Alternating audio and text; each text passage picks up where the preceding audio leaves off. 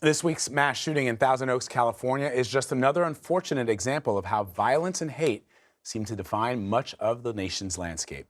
48 Hours, Tracy Smith looks at another deeply disturbing case out of California, the killing of 19-year-old Blake Bernstein. Ba-ba-boom, ba-boom. What do you miss most about Blake? His quirky personality. Ba-ba-boom, ba-boom. He was different. It was 1998 when Jeannie Pepper Bernstein and Gideon Bernstein welcomed Blake into their Orange County, California home. He was magnificently creative. A talented writer, so smart. Ray Arofsky and Blake attended high school together. So did a young man named Sam Woodward. How different were Sam and Blake? Probably about as different as you could be. Sam always seemed to have a frown on his face. What were people saying about Sam? That they wouldn't be surprised if he came and shot up the school. He's gonna be that kid. I'm not gonna do a cartwheel. Blake went on to an Ivy League college. Sam allegedly found a frightening identity in a small Nazi hate group, Atomwaffen. Atomwaffen is an extreme militant neo-Nazi group in America. I wanted society to collapse. This man says he was a member. I wanted revolution. How involved was Sam Woodward in Atomwaffen? I know that he was involved. Had you ever heard of Atomwaffen No. before this? But we should have, because we're a perfect target for that group. They want to kill Jews, they want to kill gays. Blake was both. Winter break, 2017. Blake went missing. His wallet, keys, all of that stuff was at the house. Jeannie and Gideon discovered Blake had arranged to meet his former classmate, Sam Woodward. Never heard the name before. I got a call from my mom. My mom said, he was with this guy named Sam Woodward. I screamed in the phone, he what? And she was like, do you know this guy? And I said, yes, I know this guy. He's crazy.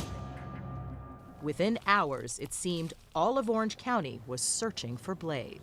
I want him home with me now. Detectives had searched Borrego Park over and over, but they decided to give it one more look. Hidden under a large tree branch was a mound of dirt.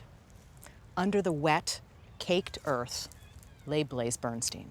He was stabbed multiple times in the neck. What does that tell you? Well, it tells me that there was a lot of hate. I knew it, I knew it, I knew it. You knew. I knew. And 48 Hours correspondent Tracy Smith is with us now from Los Angeles. Tracy, this looks like an incredibly powerful story that you're telling here this weekend. What's the current status of the case? Well, Sam Woodward has been charged with the murder of Blake Bernstein, and just recently the DA added a hate crime enhancement because he believes there is enough evidence to prove that Blake was murdered because he was gay. You know, it's interesting. While we were preparing for this, I was reading an article about the rise of white supremacy in this country, and that since 9/11, white supremacists and other far-right extremists have been responsible for more killings in the U.S. than any other domestic threat in the country. But I'd never heard of Atomwaffen, just like his parents. Have they been tied to anything else nefarious?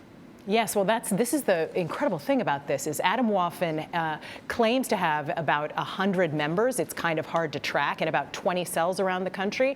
So even though that sounds small, they've been tied to 5 murders, including Blake Bernstein. And they actually celebrated Blake Bernstein's murder after they heard about it. Wow. I was also looking at the clip, and I saw Blaze's mom wearing a shirt that said "Blaze it forward."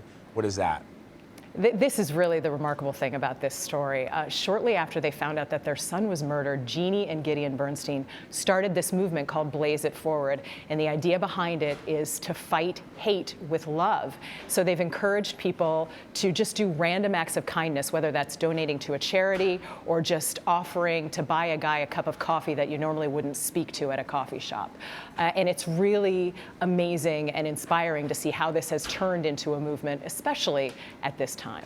It is indeed, especially knowing what they and perhaps others have gone through in the face of this ugliness, to then turn the other cheek and offer up love is really remarkable. Tracy, thank you so much for sharing this with us. Thanks, Vlad. You can watch Tracy Smith's full 48 Hours report, In the Name of Hate, tomorrow night at 10, 9 Central, only on CBS.